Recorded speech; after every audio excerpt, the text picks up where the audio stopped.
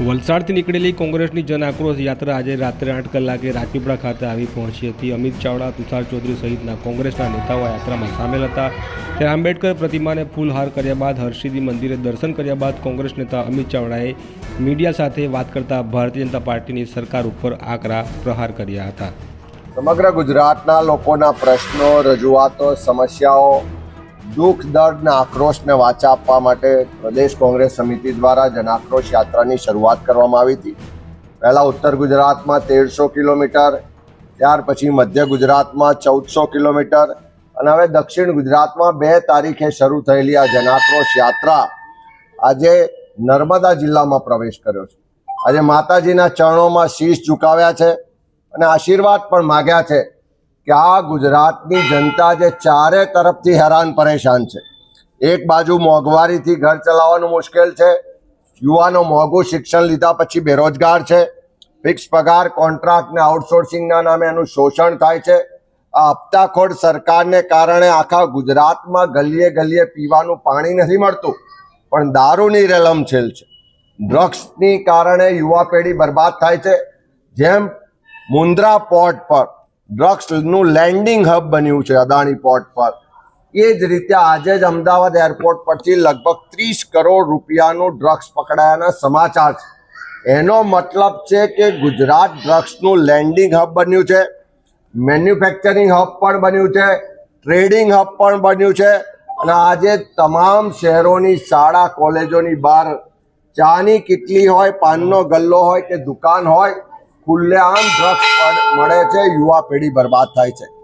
ચારે તરફ મનરેગામાં ભ્રષ્ટાચાર, નલ સે જલમાં ભ્રષ્ટાચાર, કામદારોને એના કામના કલાકના પ્રમાણમાં વેતન નથી મળતું, કોન્ટ્રાક્ટ પ્રથાના નામે કામદારોનું પણ શોષણ થઈ રહ્યું છે।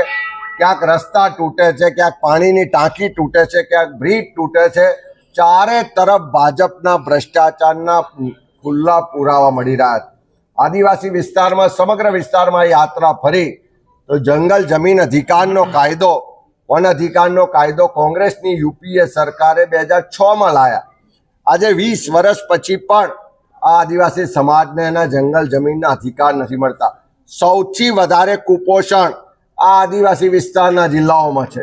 શિક્ષણની વ્યવસ્થાઓ નથી, આરોગ્યની વ્યવસ્થાઓ નથી, ચારે બાજુ લોકો આક્રોશમાં છે। ત્યારે જે આજે ભરૂચ અને નર્મદા જિલ્લામાં આવ્યા, નર્મદા જિલ્લામાં પણ આપ સૌ જાણો છો કે અહીંયા નર્મદાનો ડેમ છે, જેના પાણી છેક રાજસ્થાન સુધી પહોંચે છે, પણ આ જિલ્લાના લોકોને પીવાના પાણીની પણ સમસ્યા છે, સિંચાઈની પણ સમસ્યા છે।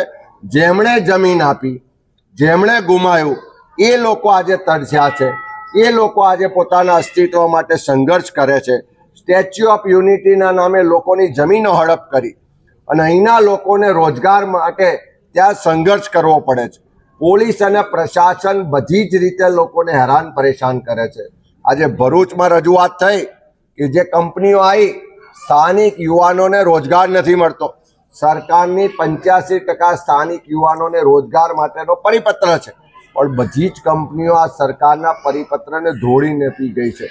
ખનન માફિયાઓ બેફામ છે, ભૂમાફિયાઓ બેફામ છે, જમીન સંપાદનમાં ખોટી રીતે એને કરાવીને વધારે પૈસા લેવાના કરોડો રૂપિયાનું કૌભાંડ ભાજપના નેતાઓને મળતિયા કરી રહ્યા છે। ત્યારે આ જનાક્રોશ યાત્રાના માધ્યમથી લોકો ખુલીને આ યાત્રામાં જોડાઈ રહ્યા છે, પોતાની સમસ્યાઓ, ભ્રષ્ટાચાર, ગેરવહીવટના પુરાવા આપી રહ્યા છે અને આવનારા દિવસોમાં ગાંધીનગર કૂચ કરવાની થાય તો ગાંધીનગર કૂચ કરવા પણ યુવાનો, મહિલાઓ, આદિવાસી સમાજના લોકો, સર્વ સમાજના લોકો આ દક્ષિણ ગુજરાતની યાત્રામાં જોડાઈ અને પોતાનો બુલંદ અવાજ રજૂ કરી રહ્યા છે।